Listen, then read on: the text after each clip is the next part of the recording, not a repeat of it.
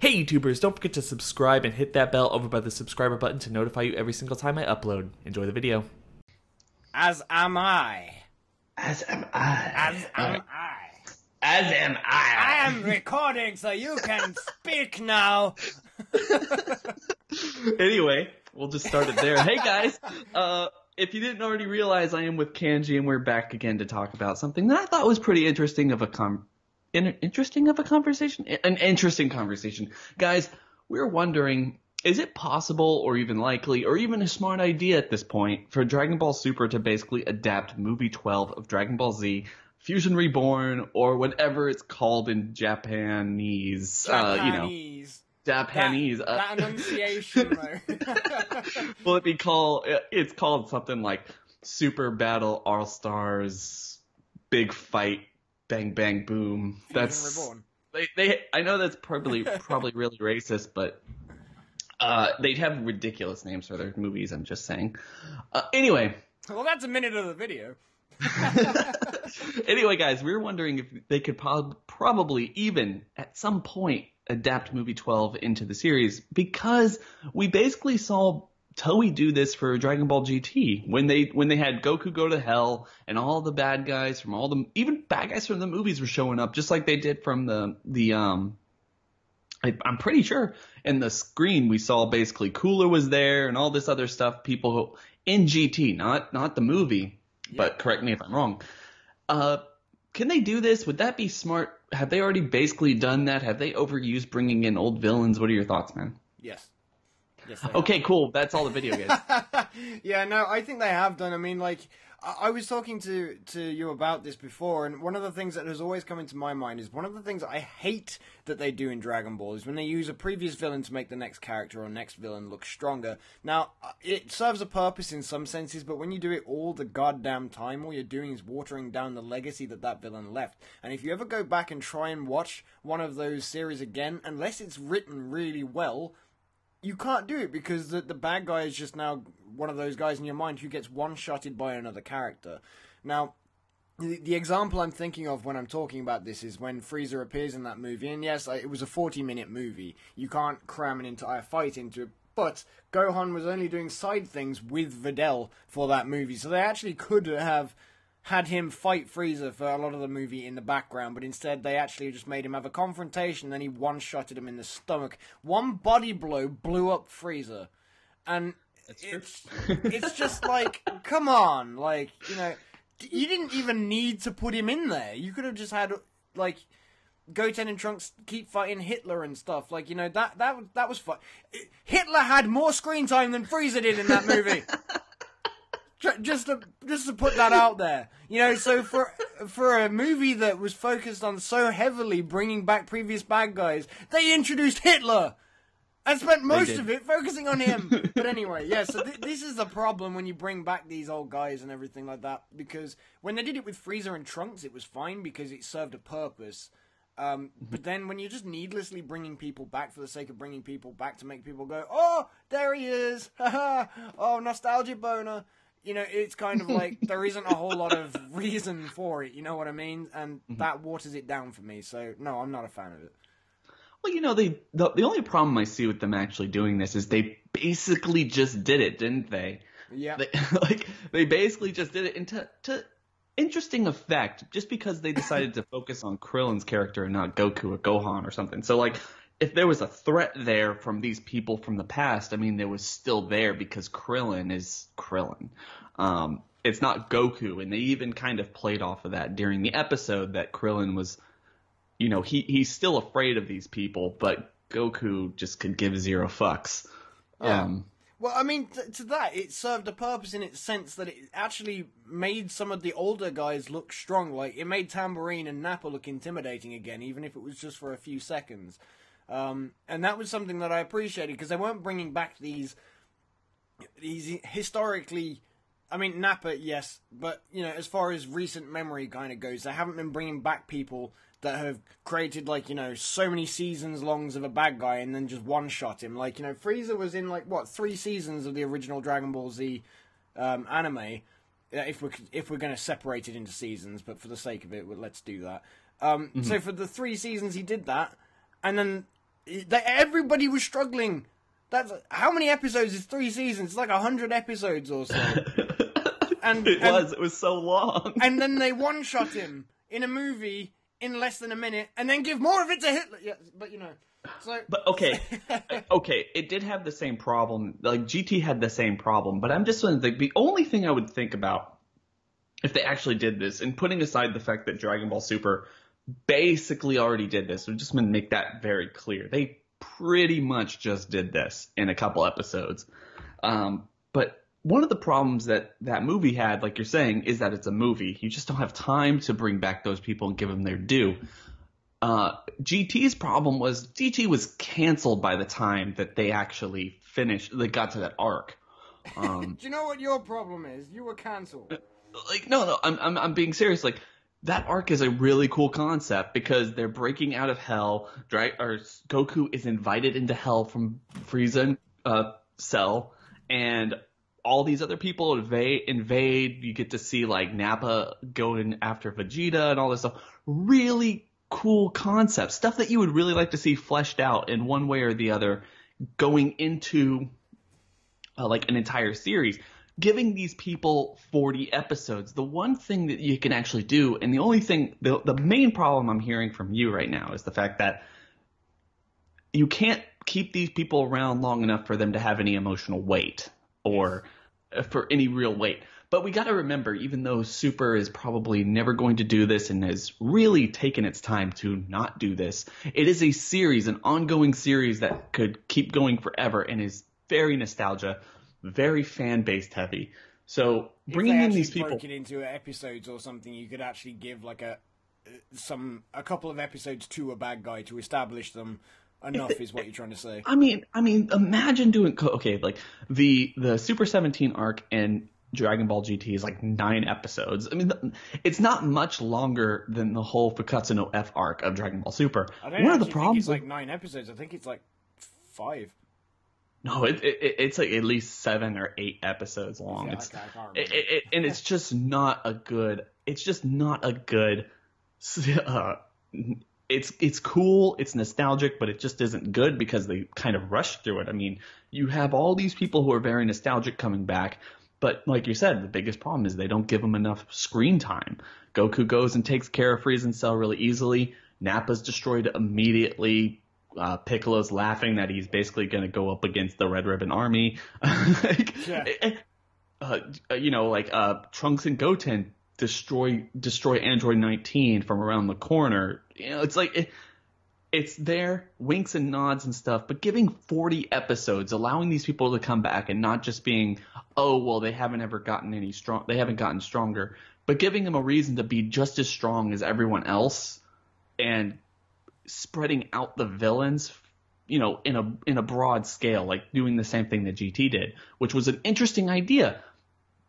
Taking Goku, or in this case in Super, taking Goku and Vegeta away from the action, having to do or meddle with somebody that we've seen before, or even the new villain, the same way that Future and Reborn did, and having everyone else fight all these other people that they might have some kind of resistance to, or they might be afraid of something, the same way that Krillin was in these filler episodes, is a good idea. Those were good filler episodes. I would agree with that. I would concede and say yes if they put enough time into it and they give emotional weight to not necessarily to the actual power scaling of these people, but to the emotional trauma that they caused these characters.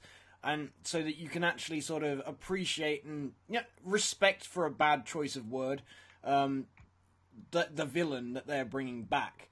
Like, it's like, I don't know, man. Like, if they did Star Wars or something like that, and then they brought Darth Vader back, every time they bring Darth Vader back, everyone kind of goes, "Ooh," and so like that it's because they bring him back and they're trying. Well, except for in Episode 3 when he goes no, but besides the point. Besides that,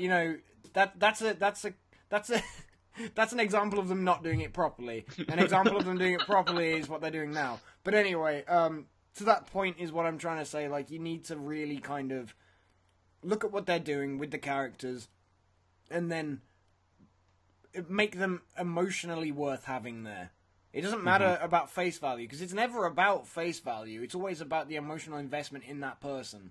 Like, if you really looked up to a celebrity when you were a kid, and then they disappear for years, and you see him once more later on, you're like, oh my god, I love that guy. I used to love him when I was a kid. But then, let's say you liked a celebrity when you were a kid, and they never went away, and all that happened over the years was made them seem like, you're like, oh, I didn't realize you were like, oh, you're a twat, I hate you.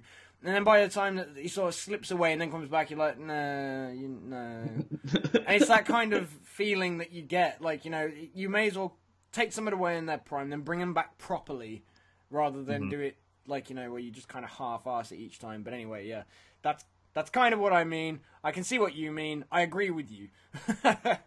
I just, just saying that I completely understand where you're coming from.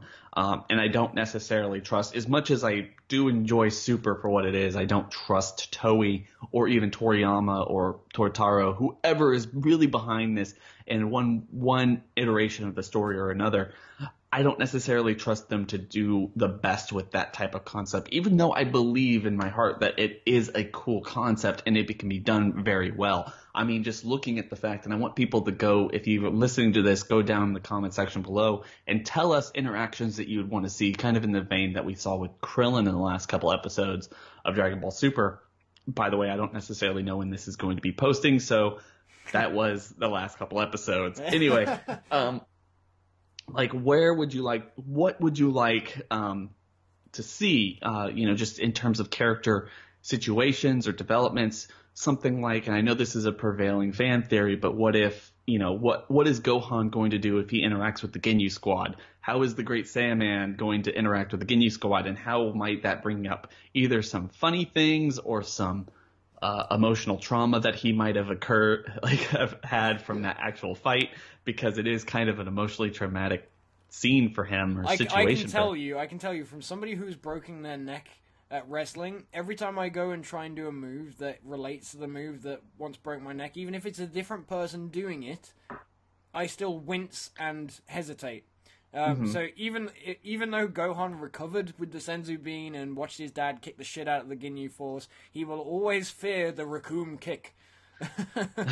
That's my point. Like, that would be a good character moment. Or Cell, like, how would 18 react to second form Cell, or even Cell just in general? Because these people, one of the best argument I can have for bringing back these people and giving giving Goku and Vegeta something to do in the other side of the thing, like go fight an enemy like Janemba or someone else, and having them fight all the people from the past, is getting all these great character moments to show that, look, despite the happy-go-lucky nature of Dragon Ball in general, these people have gone through a bunch of crap, and and they are basically, even though they're happy people, and we shouldn't expect that they're depressed or something, they're emotionally scarred by what's going on. Like, they have been put in situations that they can't necessarily control and aren't strong enough to do anything about. So what happens when they face that burden again, like a physical manifestation of that? How does 18 react to Cell? How does Gohan react to the Ginyu Force? The same way that how does Krillin react to Tambourine or Frieza? Hey, you don't have to be depressed to suffer from PTSD. So how did Chaozu and Tenshinhan, how do they react to Nappa? How does Piccolo react to Piccolo Daimao? Like, these are interesting concepts, in my opinion. It would be so much fun to actually... How does Ten Shinhan react to watching Chaozu blow himself up? Exactly. Like, how do these people react to this stuff? And it would just be... That would be interesting, in my opinion. It would just be so interesting to see. I would love, to be perfectly honest, I know that a lot of people could kind of argue and say, oh, I'd love to see Vegeta versus Nappa and blah, blah, blah, blah, blah. But the thing that I would actually like to see properly is I'd actually like to see Ten Shinhan kick the crap out of Nappa, because I feel that he took the most emotional scarring from Nappa out of all the warriors in that fight. And so to watch him maybe, kick him about a bit or something and just kind of do the, the badass kind of Vegeta walk like to 19 when he was kicking the crap out of him and he's just walking out of the ditch staring at him. Just because you don't have to... I don't care as a Dragon Ball fan how strong the two people are who are having the fight. if it's a good fight, I will enjoy it. So, like, you could show me two human people in a world martial arts tournament, but if they're having an awesome fight, I don't care how strong they are, as long as it looks cool and the stuff that is happening has value and stake and I'm emotionally invested into it. And so to watch Ten Shinhan kick the crap out of Nappa for a while is really not going to bother me if, like, you know, if it's not, like, you know, Goku versus Beerus or something like that, because I probably actually give more of a crap to watch that. Yeah, I completely agree. I mean, like I said, there's a lot of emotional weight to be had if they were to actually adapt that story and adapt it well. I mean, I think a common thing is a lot of people assume that Super has to focus on the strongest of the characters, but it doesn't. Like, you know, you could quite easily look at. I mean, okay, it was a bad example because I hated the Garlic Jr. arc in Dragon Ball Z, but you know, they took Goku out of it and they left Gohan, Krillin, and Piccolo to deal with it. And that put stakes on it because you knew that Goku wasn't there, which made it quite emotionally terrifying whilst you're watching it. And they only need to do something like that to put some stake on it. You know what I mean? Mm-hmm. But, yeah. It's put some A1 sauce on that steak. Yeah, yeah. I mean, we'd just seen Goku become a Super Saiyan. And so we were teased by it. Like, we're like, oh, I can't wait to see him in the next fight with this thing. And so in the next arc, we actually didn't get him at all. And yet it was still relatively enjoyable at the time to sit there and be able to watch it and sort of go, like, I wonder what's going to happen and all this kind of stuff. Like, you don't always have to focus on the strongest people to make something interesting. And that's one of the things that they could do well with this if they decided to adapt it into Super and bring back some of those previous bad guys, but make... Even if they're not bringing back old rivalries like Ten Shinhan versus Nappa, they could do something where they're making, you know, Kid Trunks and Goten fight, like, you know, Android 19 and 20 or something like that. You know what I mean? Like, that could be a really cool tag team fight. Mm-hmm. So I agree. Or Videl is, Videl runs into Spopovich again or something. You know, like that type of scary stuff for them.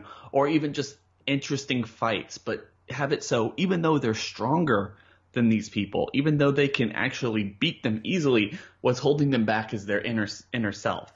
Yes. Yeah. And I think that's a good lesson to learn just as much as you can't, like, it's a good lesson to learn just as much as you have to overcome, like, basically the entire lesson of Dragon Ball is you can overcome it.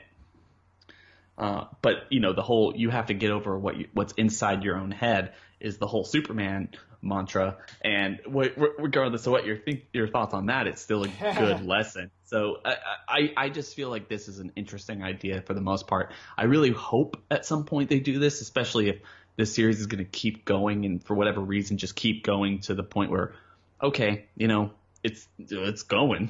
Like, this isn't going to stop. They're going to need to get ideas from somewhere, and this is an interesting idea that's been floating around in there, has some kind of weight and meaning for the Dragon Ball canonicity, whatever you hope that is, and then allows us to get a definitive answer or a definitive interpretation of what that could have been, as cool as it is, and not just rushed.